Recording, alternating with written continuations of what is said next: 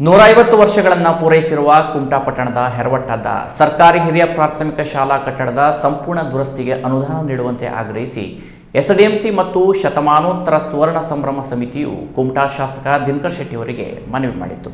ಕುಮಟಾ ಪಟ್ಟಣದ ಹೆರವಟ್ಟದ ಸರ್ಕಾರಿ ಹಿರಿಯ ಪ್ರಾಥಮಿಕ ಶಾಲೆ 150 ವಸಂತಗಳನ್ನು ಪೂರೈಸಿ 151ನೇ ವಸಂತಕ್ಕೆ ಕಾಲಿಟ್ಟಿದೆ. ಇಷ್ಟು ವರ್ಷಗಳಲ್ಲಿ ಸಾವಿರಾರು ಮಕ್ಕಳ ಬಾಳಲ್ಲಿ ಅಕ್ಷರದ ಬೆಳಕನ್ನು ಚೆಲ್ಲಿ ಅವರ ಜೀವನಕ್ಕೆ ದಾರಿದೀಪವಾಗಿದೆ. ಶಾಲೆಯ ಈ ಸಂಭ್ರಮದ ಕ್ಷಣವನ್ನ ನೆನಪಿನಂಗಳದಲ್ಲಿ ಉಳಿಯುವಂತೆ ಮಾಡಲು ಶಾಲೆಯ ಹಳೆ ವಿದ್ಯಾರ್ಥಿಗಳು ಮತ್ತು ಶಾಲಾ ಅಭಿವೃದ್ಧಿ ಮತ್ತು ಮೇಲುಸ್ತುವಾರಿ ಸಮಿತಿಯು ಶತಮಾನೋತ್ತರ ಸುವರ್ಣ ಸಂಭ್ರಮ ಕಾರ್ಯಕ್ರಮವನ್ನ 2026ರ ಡಿಸೆಂಬರ್ನಲ್ಲಿ ಆಯೋಜನೆ ಮಾಡುವ ಚಿಂತನೆ ನಡೆಸಿದೆ. ಅದಕ್ಕಾಗಿ ಶತಮಾನೋತ್ತರ ಸುವರ್ಣ ಸಂಭ್ರಮ ಸಮಿತಿಯನ್ನು ರಚಿಸಿಕೊಂಡು ಶಾಲಾ ಅಭಿವೃದ್ಧಿ ಪರ ಚಟುವಟಿಕೆಗಳಿಗೆ ಕೈ ಜೋಡಿಸಲು ಮುಂದಾಗಿದೆ. ಆದರೆ ಶಾಲೆಯ ಕಟ್ಟಡ ಹಳೆಯದಾಗಿದ್ದು ಕಟ್ಟಡದ ಸಂಪೂರ್ಣ ಮೇಲ್ಛಾವಣಿ ದುರಸ್ತಿ, ಕಿಟಕಿ ಬಾಗಿಲುಗಳ ದುರಸ್ತಿ, ಎಲೆಕ್ಟ್ರಿಕಲ್ ವೈರಿಂಗ್ ಸೇರಿದಂತೆ ಶಾಲೆಯ ಸಂಪೂರ್ಣ ಕಟ್ಟಡಕ್ಕೆ ಪೇಂಟಿಂಗ್ ಮಾಡಿಕೊಡಲು 5 ಲಕ್ಷ ರೂಪಾಯಿ ಅನುದಾನ ಒದಗಿಸಿಕೊಡಬೇಕು. ಶಾಲೆಗೊಮ್ಮೆ ಭೇಟಿ ನೀಡಿ ಅಲ್ಲಿನ ಸ್ಥಿತಿಗತಿಗಳನ್ನು ಅವಲೋಕಿಸಿ ಶಾಲೆಯ ಅಭಿವೃದ್ಧಿ ಚಟುವಟಿಕೆಗಳಿಗೆ ಸಂಪೂರ್ಣ ಸಹಕಾರ ನೀಡಬೇಕು ಎಂದು ಶಾಸಕರ ಬಳಿ ಮನವಿ ಮಾಡಲಾಯಿತು. ಮನವಿಗೆ ಸ್ಪಂದಿಸಿದ ಶಾಸಕರು ಬರುವ ಶುಕ್ರವಾರ ಜುಲೈ 24ರಂದು ಶಾಲೆಗೆ ಭೇಟಿ ನೀಡುತ್ತೇನೆ. ನಿಮ್ಮ ಬೇಡಿಕೆಗಳ ಅನುಗುಣವಾಗಿ ಶಾಲಾ ಕಟ್ಟಡದ ಸಂಪೂರ್ಣ ದುರಸ್ತಿ, ಪೇಂಟಿಂಗ್ ಮಾಡಿಸಿಕೊಡುವ ಭರವಸೆಯನ್ನ ನೀಡಿದ್ರು.